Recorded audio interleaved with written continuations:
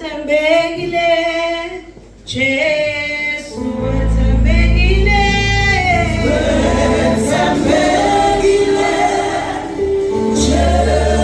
Jesu amalanga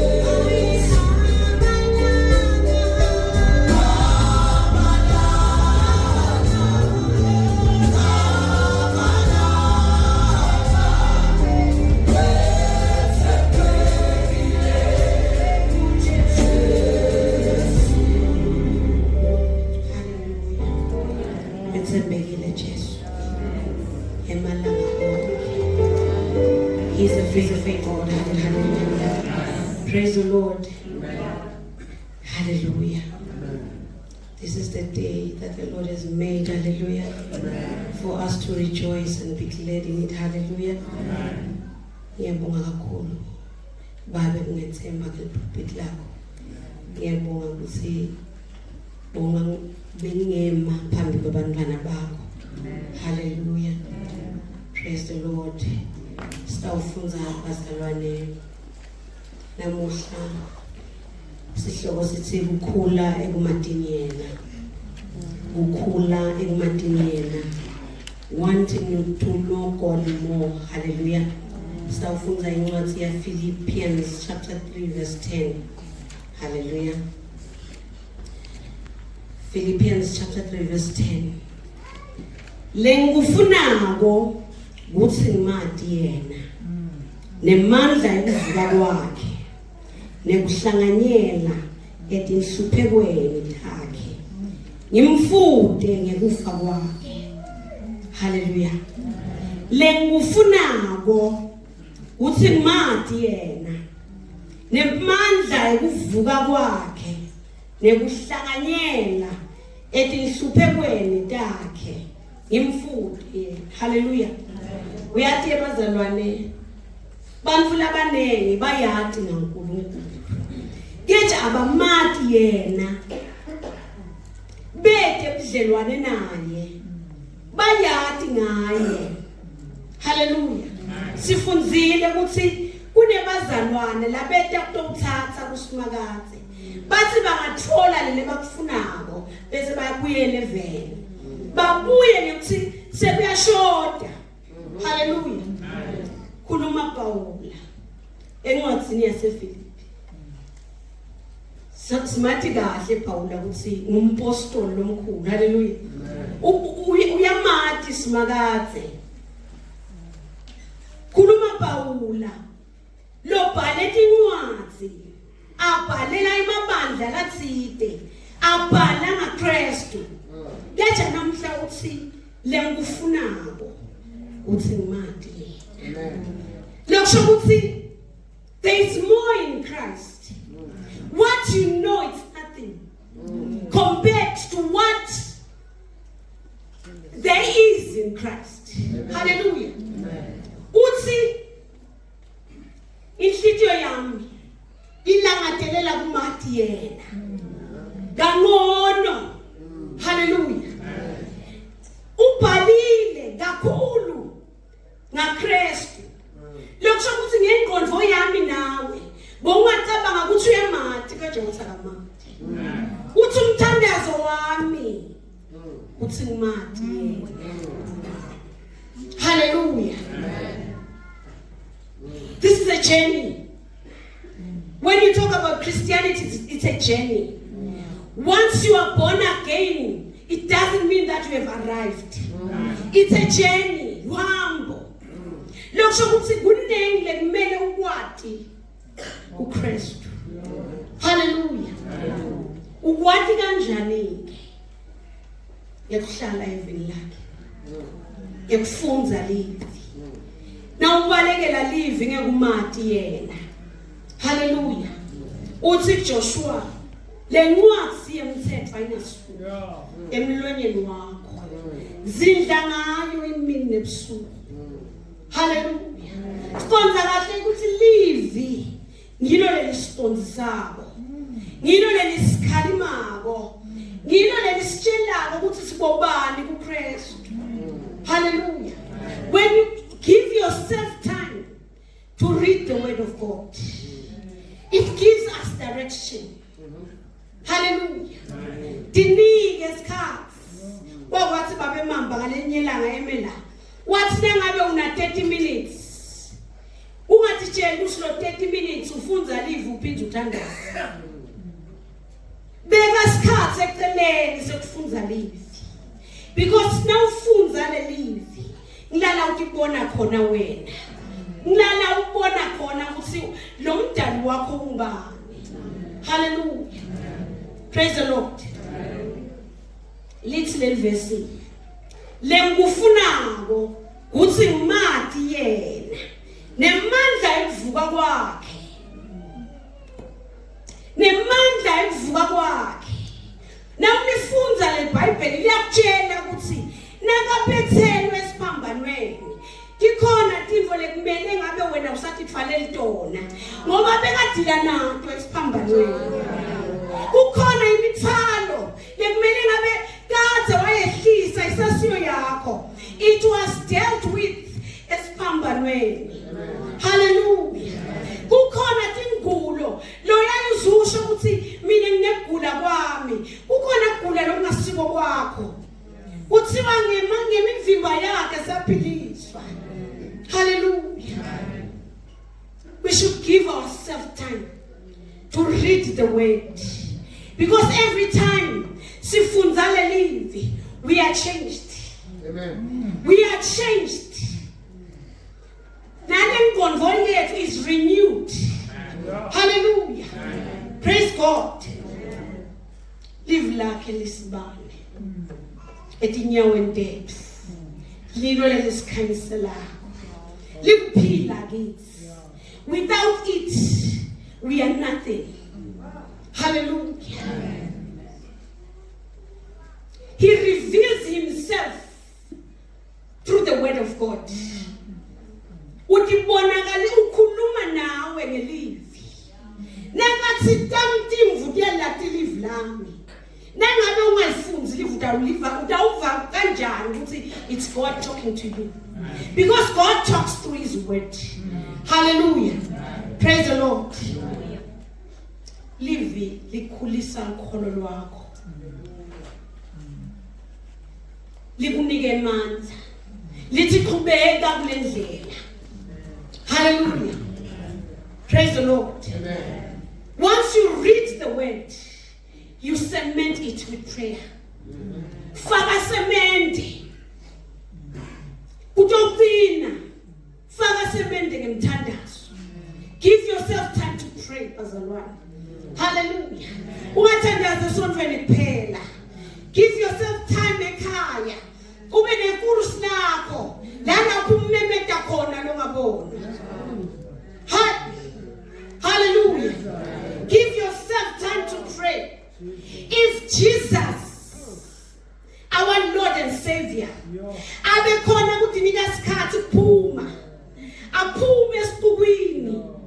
Ahamba yothandaza. Ahamba yokhuluma nababe wakhe. How much more us? Give yourself time to pray. Marinate yourself in prayer. Give yourself time to pray, bazalwane. Not in prayer microwave. Wathi na ufike ekhaya. Wathi kahle ukuthi angilali kuze kuse.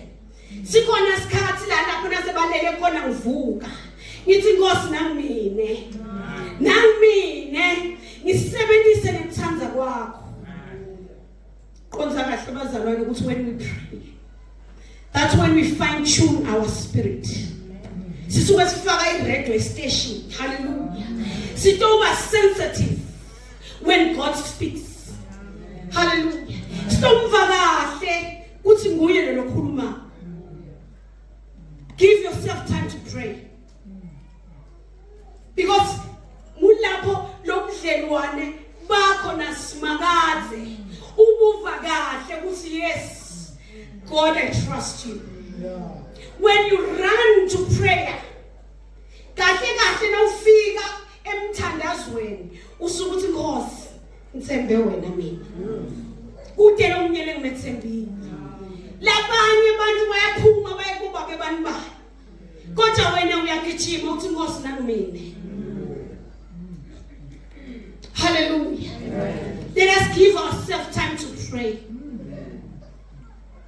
Dikhona tindvo bazalwane lothi naso uthi yakikhonvo lebengitshela it's when you are a prayerful person. Kude nokudawuthi ngiva amazwi, you just know it is the Spirit of God saying this. You just know it's the Spirit telling me to do this. Awufuniseli ngoba uyalati live lakhe. Uthi imvu yakhe ngeke idukiswe live nje. Because live lakhe, they are sensitive to his word. Hallelujah. Maku wakho nakangena ekhaya umveketeni uthi nanga sakhona. Awufuniseli ukuthi ngibani because uhlala naye evini lakhe. Hallelujah. Let us give ourselves time to pray, bazalwane. Singathi dojitsile. Uyathi ngikhumbula sisakhula. Bese sinatha itiya. Sifake sinkwa la ekhathi. Uthi nawuthi uyaskipha lesinkwa singasakhipheki. When we pray, that's what happens with the Holy Spirit. Now ufika lethi ngzinamba. Ufika lama challenges.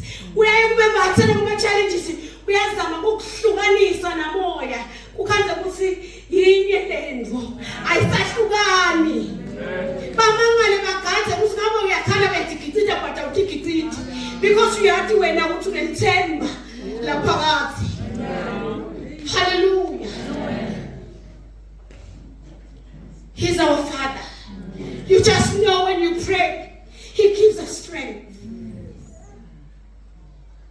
Bagaza ukubona uthwele endle ehloko but unelithemba. Unemdududu. Uyamathi lo mkhonda. Uthi yena lapha balekela kuye balondolothe. Uthi Nkosi ngiyathi ukuthi ngilondolothekile nemndeni wami. Hallelujah. Amen. Let us give ourselves time to pray, bazalwane. If he was able to pray, how much more us? When you give yourself time to pray, dikhona tindvo lokuthi wasakuthandazela. Uthi Nkosi ngiyabonga kungivile. Hayi ukuthi ngivena mhlala. Uhleli naye emthandazweni. Subonge. Hallelujah. Let us give ourselves time to pray singathi robi. Uthi na ufika embi kwabosi wakho uthi Nkosi ngiyabonga ukuthi ngivile. Hayi ukuthi ubothandaza nyanga. You are drawing from what you are doing ekhaya. Because when you are praying, kufanele to deposit imali. Hallelujah. Now certificate you just draw from your spirit. Hallelujah. Praise the Lord.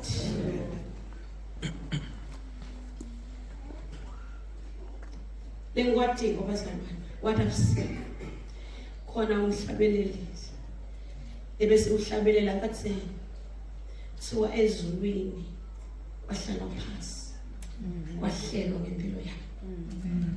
You know when you pray usuke uyothatha na imap yasezulwini yekuthe ngosu sithe wena wakwahlalwa phansi kwahlelwa ngempilo yakhe. Yini lo wayihlela ngayo when you pray ukuthatha na script sasezulwini sekuthi Nkosi angifuni kuhamba ngekwami kwathi guide me direct me ngiyavuma Nkosi ulawulo nguwe. Hallelujah. Praise the Lord. When you read the word in what's in here, John chapter 4 verse 23 to 24, uthi kodwa sikhathi siyeda nanyalo sesifikile lapho labo labamkhondako ngeliqiniso bayawukhonda babe ngamoya nangeqiniso ngobe babe ufuna labamkhonda kanjalo. Uthi this is the time. This is the time. Now ungabuka ukuthi namuhla sifunzene. This is the time. Now ungabuka ukuthi solo ufikile lana uthi diweni kuwe. This is the time. God is saying to you, ngifuna abantu labangeke bambuluke. Ngifuna abantu labangeke badeshe. Bamdeshe uNkulunkulu. Uthi ngifuna umuntu lota ukhonta uNkulunkulu. Ngamoya nangeliqiniso. Ungakubambi konke. Ubambe yena yedwa. Uthi this is the time. Ngiso lesi sesifikile. Ngifuna abantu abatamkhonta yena yedwa. Bamkhonte ngeliqiniso. Umkhonte nangamoya. Tithi noma tifika timo umati lomkhondako wena. Ngafana nemhlanga. Kanti sawugijimile. Wathi wena ukuthi unababe. Hallelujah. Uthi ngifuna abantu, this is the time. Engathi bekungaba ngumthandazo wami nawe namuhla. Bekuthi Nkosi ngathi ngakwati kangcono. Lingise Paula. Kuthi konke lebenzi ngiyakwati kude. Thandazo wami namuhla. Kuthi Nkosi ngicela kwati kangcono. Reveal yourself to me. Ungathi nangivuka ebusuku. Uthi maye ngiphelelwa kuthonga uphelelwa kuthonga. It's the Holy Spirit waking you up to read the word. It's the Holy Spirit telling you pray. Futhi sile namuhla. Kuthi kukhona lelo bese kuyakubuka ungathi ngabe uyathandaza. Ungakufaki phapha. Ngoba there is something that you are dealing with. Lo ngakuboni. Le maybe more shaka reveal kuwe. Nakuthi thandaza. Baze bamangale ukuthi unani lona. Musukufaka impama simakaze. Athumele ukuthi hey, there is a matter that you need to settle. Pray.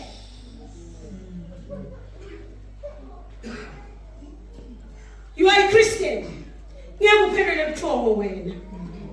Ngeke uphelele ubuthongo. Now uphela is the Holy Spirit waking you up. Wake up and pray. This is the time. And this is the day. Now what we have to God is talking to you. God is talking to you. And He's correcting us today. Give yourself to Him and Him alone.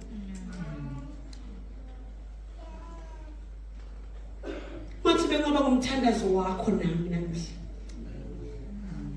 Uthi Nkosi ngicela kwathi. Thiwa lo mnyumfati beka nenkinga yemopho. Walangathelela enhlitweni yakhe kuthinza. wakuthola lokho ubekuthiwa ngalaza siwale bekakulangathelela timvuthu nje bengalangatheli nokunene but ngikho lebekuthola ingabe wena langatheleleni namhla emini yini lokulangathelelako mina lekulangathelela namuhla uthi ngimadi yena imadi ngqono lengwadi kusho njalo tihlabele he gives you the desires of God uyakupha nakulokufisile ufiseni namhla ethamba ufiseni ehlitweni yakho engathi ngongafisa kumadi kangcono njengaPaula great men of God but uthi Nkosi cila kwathi kangcono uyasondla asigcine umalusi siyama uyasondla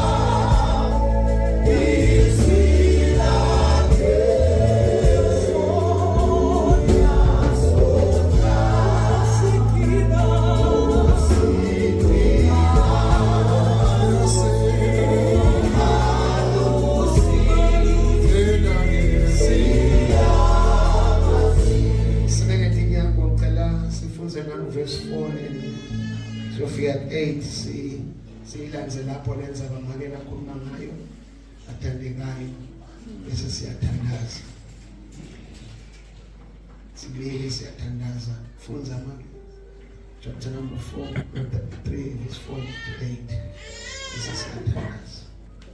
John 4. And Philippians 4. Philippians 4, verse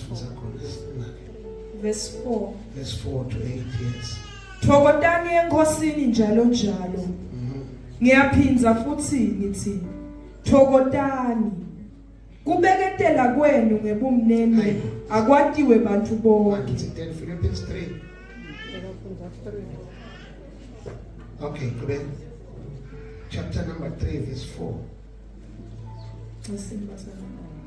Noma nami bengingaba nekwethembela enyameni. Empeleni kube bekungaba khona umuntu lofanele kwethembela enyameni. Ngabe ngimi kakhulu. Yes. Ngobe ngasokwa ngelanga lesiphohlongo futhi ngiwelihlanga lwaka-Israyeli wesive sakaBenjamini umHebheru wemaHebheru ngekwemthetho ngingumFarisi ngathi ngelalibandla ngekushisekela lokukhulu ngekulunga lokusemthethweni bengingasoleki inzawo kanti ke lokho lokwakuyinzuzo kimi ngakushaya lide ngenxa yaKristu Lenzaba yakhe icala khona lokho kuyizuzu kimi ngakushaya ini yes correct yebo konke ngikushaya lide ngebukhulu bekumati Kristu Jesu. Now but verse number 10 uthi kenyalo sokufuna ini umati uthi lokhu labe nako wakushaya lide kosa befuna kwena njani yes kubeka mama yebo konke ngikushaya lide ngebukhulu bekumati Kristu Jesu inkosi yami lengilahlekelwe konke ngenxa yakhe. Now lokuyela kusho uthi ngilahlekelwe one of the things bathandekayo letislimadako thina njengebantu baNkulunkulu ude lokusilahlekela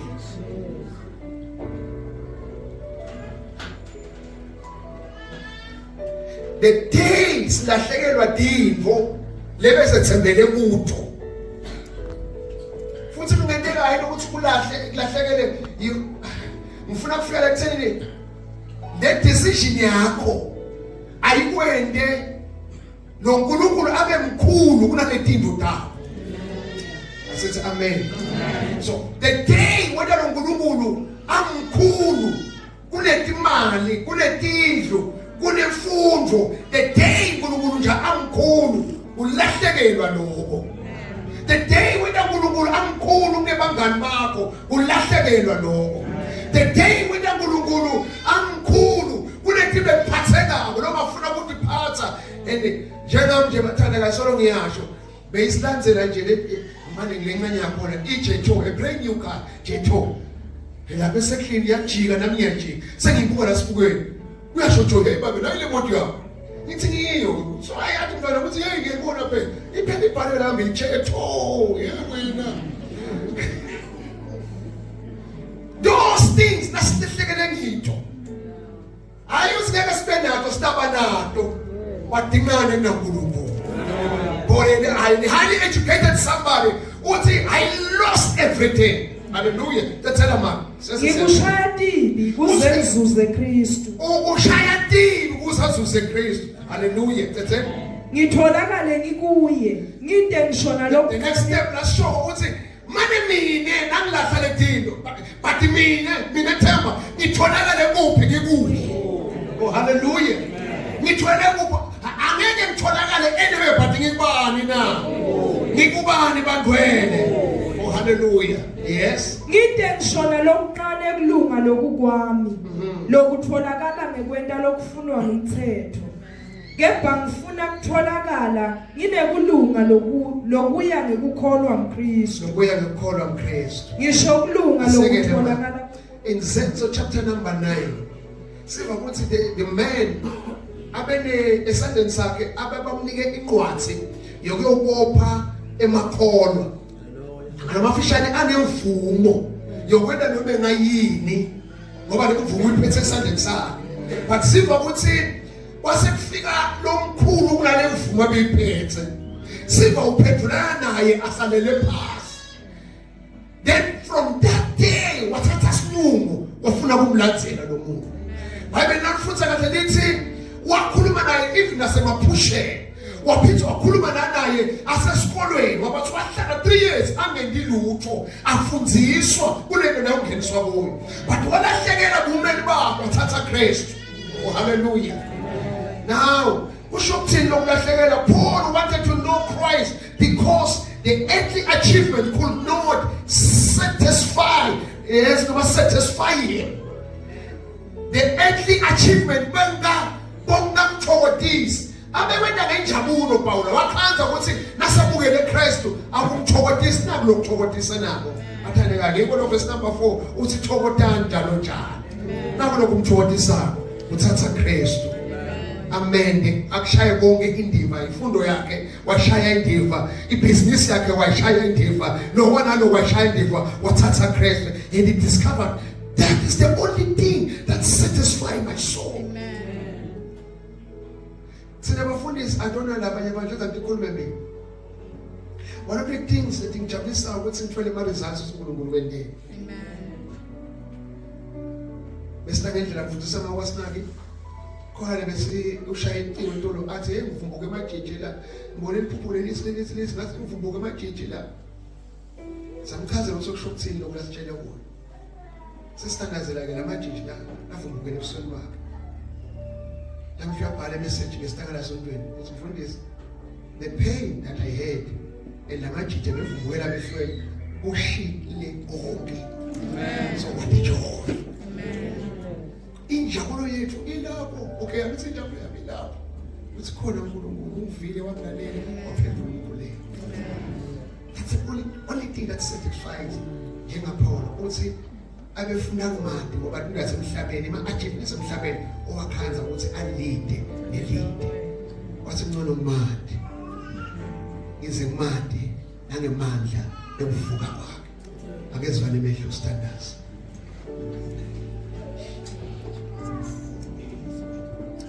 Zwane mehlo standards.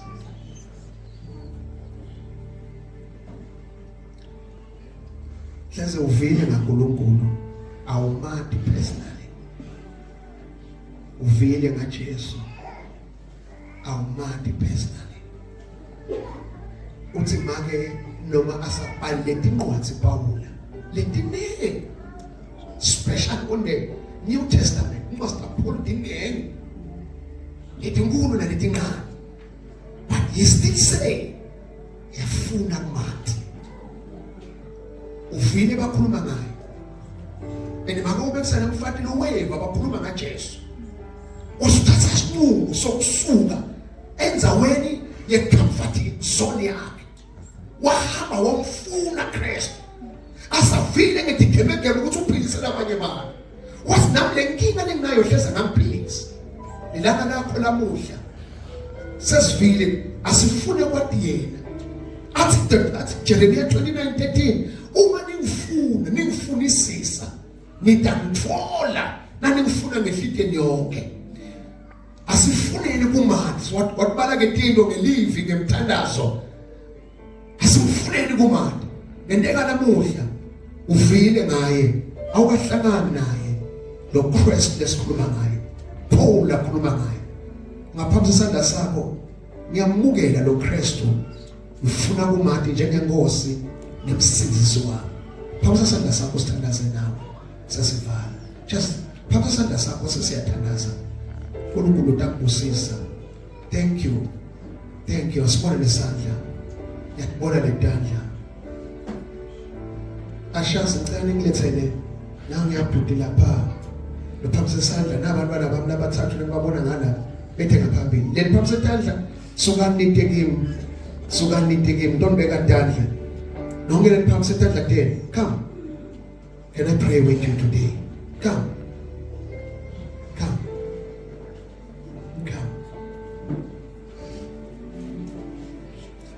wena kahle mntwana labanye bamukela abadlala kanti labanye ba serious let's come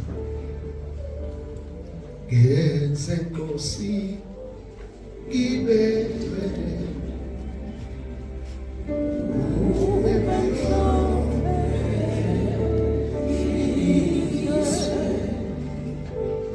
madoda kade uNkulunkulu asezuleni Kristu kuqala umathi ukuthi umukele abe inkosi nemsindisi wakho emva kwalokho bese wena lokushonga lelivi ukuthi thina simfundzise sinyane simcondzise ngale livi lababe nikhule ekumadini uNkulunkulu uthi ke lo mbhali lomshumayela lamuhla kashumayela uthi into la ifuna kuPaula kumandi akagqini lapho ukuthi amandi uthi lapho uye ngathi nemandla akhe atawubonakaliswa lamandla kaNkulunkulu lakini nantimisela kaNkulunkulu akagqini lapho uthi bese ngiyafunza livi uNkulunkulu akhulume nami ngedlule kufunze bese ngiyothandaza sengicela ke sengifaka icelo lami kuNkulunkulu le ndlela leningenele yokuthi uhambe ngalamasondo la4 thandaze funze livi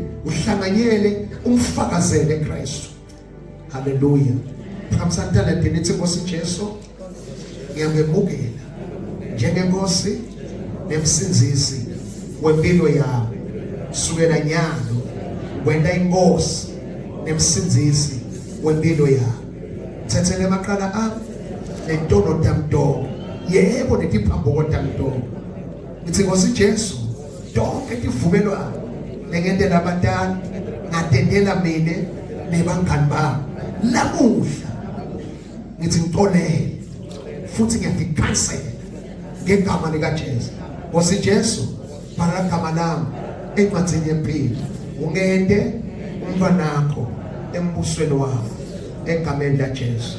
Amen.